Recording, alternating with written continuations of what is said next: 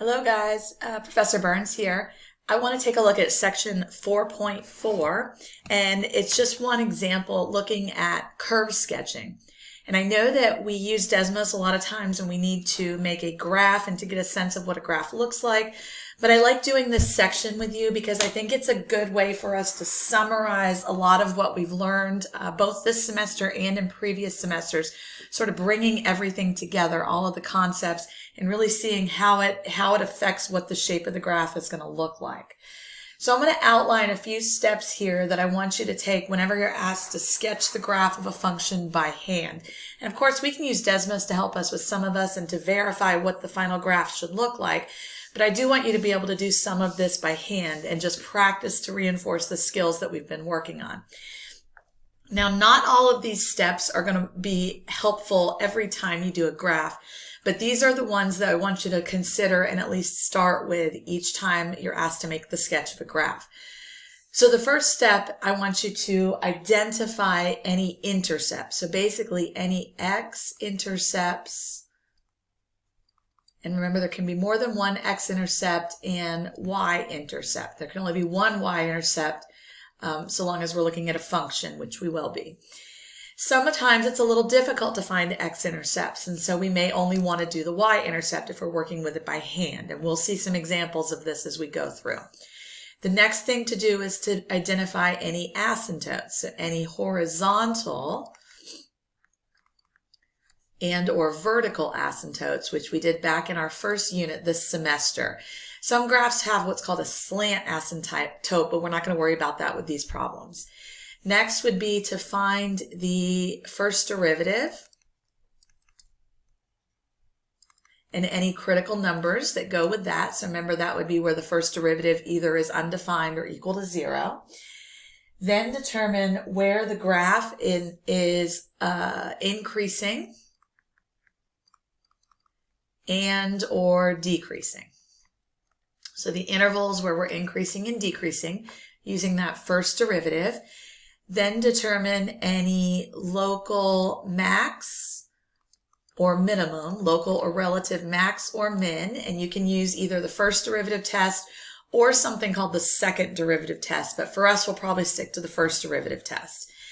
Then find the second derivative and any possible inflection points that go with the second derivative.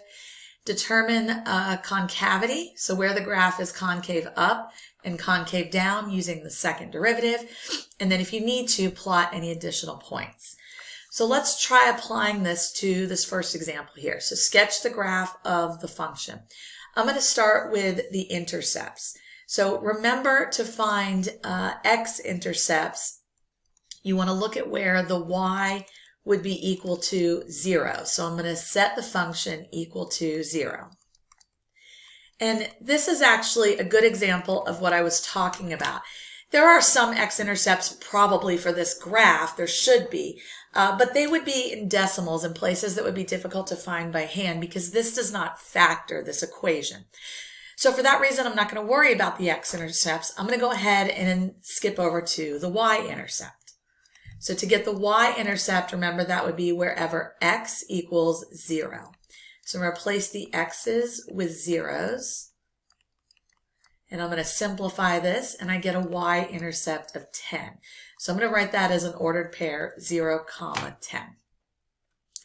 The next thing would be to look for asymptotes. But because this is a polynomial, there are none. And we'll review asymptotes a little bit in class, but generally, remember, a vertical asymptote is where the denominator would equal 0 so long as it's not a whole. And horizontal asymptotes, remember that would be where you take the limit of the function as x approaches infinity, but we'll review that a little bit in class. So let's go ahead and skip down to the first derivative.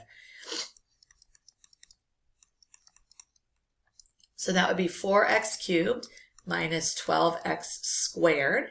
And then I'm going to set that equal to 0 so that I can find critical numbers. Notice I can factor out a 4x squared here, and that leaves me with x minus 3. And so I get critical numbers at 0 and 3. So this would be where I have critical numbers. So something in the graph may be happening at those locations. And let's go ahead and do our number line analysis and figure out where the graph is increasing and decreasing. So if the graph is going to change from increasing to decreasing or vice versa, remember it's going to do so at the critical numbers. So I'm going to do my number line analysis for f prime. And let's see, to the left of 0, say we check -1, for example, I get a positive times a negative, so I get a negative.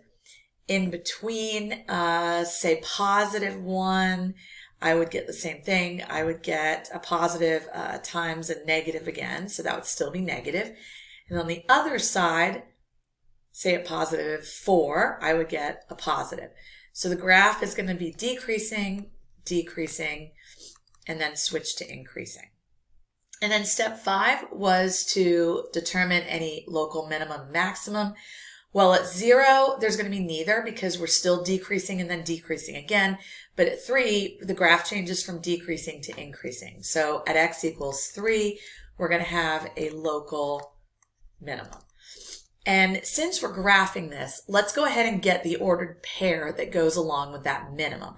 So I'm going to plug 3 into the original function, 3 to the 4th minus 4 times 3 to the 3rd plus 10, let's see, 3 to the 3rd is 27, I think that's 81, minus 27 times 4 is 108, I believe. Yeah, 108. Plus 10. This will simplify to, I'm putting it in my calculator, I think -17. So we know that there's going to be a local minimum then at 3, -17. All right, and then step 6 is to look at the second derivative.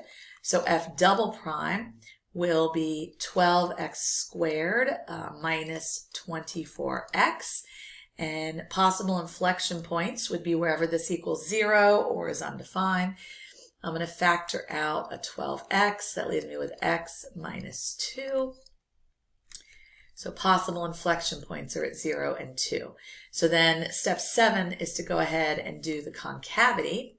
So I'm going to do a second derivative number line analysis using 0 and 2. Let's see, when x is -1, for example, I get a negative times a negative, which is a positive.